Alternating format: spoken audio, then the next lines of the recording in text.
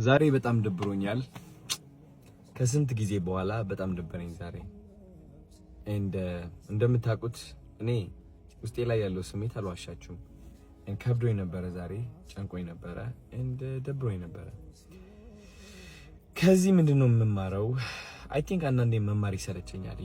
አይሰለቻችሁም? አንዳንዴ በህይወት መማር አይሰለቻችሁም? ዋት መማሩ የሚቅርብኝ ዝም ብዬ ልኑር ብቻ ከነ ድብርቱ ከነ ጭንቀቱ ከነ ምናምኑ ህይወት ነች። በቃ ዝም ብዬ ልኑራት። ተፈላጥን ጽዑን ተፈጣረን ዝኾነ ቲክቶከር አዶናይ ለማዕንቲ ብዙወጽ ዘለው ሓበሬታታት ገሊኡ ናይ ሓቂ ተኣሲሩ ገሊኡ ኣይተኣሰረን ዝብለሎ እቲ ሓቂ እንታይ እዩ? ተኣሲሩ ዱ ኣይተኣሰረን? ቲክቶከር አዶናይ በቁጥጥር ስር እንደዋለ መረጃው ደርሶናል። እንግዲህ ሶሻል ሚዲያ የምትጠቀሙ ሰዎች ባካችሁ ከባህል ከቋንቋ ከእሴት ጋር አንጻር ህብረተሰቡን እያስከፋ ያለ ነገር እያወዛገበ ያለ ነገር ካለ ቆም ብላችሁ ማሰብ አለባችሁ ማለት ፈልጋለሁኝ። አዶናይ ምስጋኒ ተኣሲሮም ፌደራል ፖሊስ ናይ አዲስ አበባ ዝተፈላለዩ ቲክቶከራት ከ10 ከም ዝቅነ ዝፍለጥ ኮይኑ ሎሙን ንጃኒ ምስ አዶናይ ከም ዝኣስሮም ዝተፈላለዩ ምንጭታት ካብ አዲስ አበባ ሓቢሮም ኣለው። ሃይ ሰላም ደቂ ዓበይቲ፣ ያው ከምቲ ዝሰማዕኹሞ ፍቲ ቪድዮ ብመእሰርቲ አዶናይ ጉዳይ ዝተፈላለዩ ሰባት አዶናይ ከም ዝተኣሰረ ክዛረቡ ጸኒሖም እዮም። ገለገለ ሰባት ድማ አዶናይ ኣይተኣሰረን ዝብሉ ነይሮምና እቲ ሓቂ ግን አዶናይ ተኣሲሩ እዩ።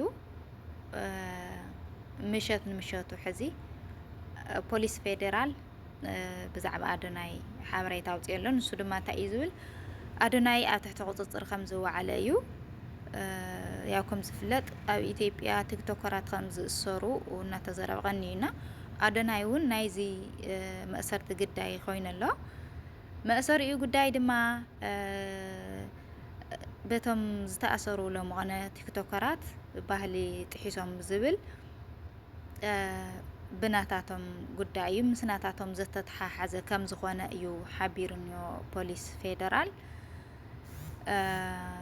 ንኩሎም ዝተኣሰሩ መዋጽኦ ይፍጠረሎም ኢና ክንብል ንኽእል። ጀን እውን ምስ አዶናይ ከም ዝተኣሰረት እዩ ክዝረብ ጸኒሑ ኣብ ዝተፈላለየ ማሕበራዊ ሚድያታት ኣብ ፌስቡክ ኣብ ቲክቶክ ማለት እየና ፖሊስ ፌደራል ከም ዘውፅኦ ሓበሬታ ግን አዶናይ ከም ዝተኣሰረ ኣብ ቁፅፅር ከም ዝወዓለ እምበር ጀን ዝብል ኣይ ኣውፅአን እና ናይ ጀኒ ብዙሕ ዝተረጋገፀ ኣይኮነን።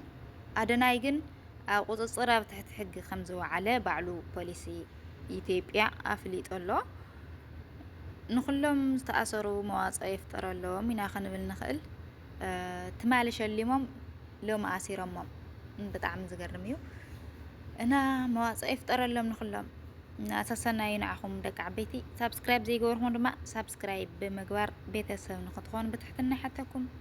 ብሩኽ ምሸት።